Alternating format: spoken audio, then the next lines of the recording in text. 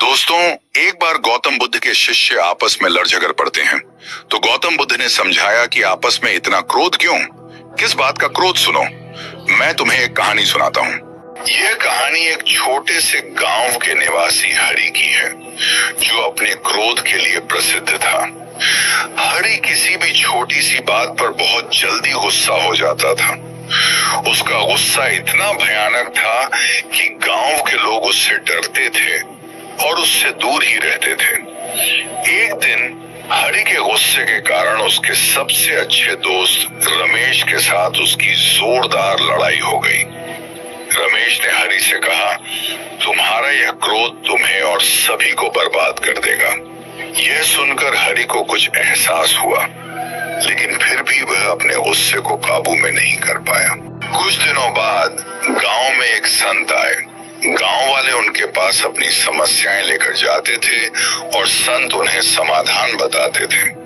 हरि ने भी सोचा कि क्यों न संत से मिलकर अपनी समस्या का समाधान पूछा जाए। हरि संत के पास गया और बोला, मुझे बहुत जल्दी गुस्सा आ जाता है, कृपया मुझे इससे छुटकारा पाने का तरीका बताएं।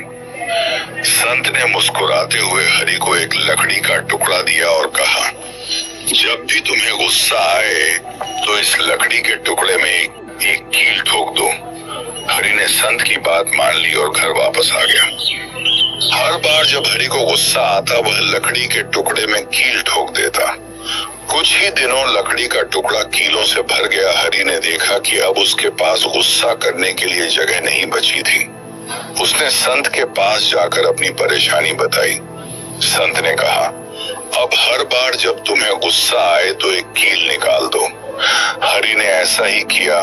धीरे धीरे उसकी लकड़ी का टुकड़ा खाली हो गया और उसका गुस्सा भी कम हो गया। संत ने हरि से कहा, देखो, जब तुमने गुस्से पर काबू पाया तो लकड़ी का टुकड़ा फिर से साफ हो गया।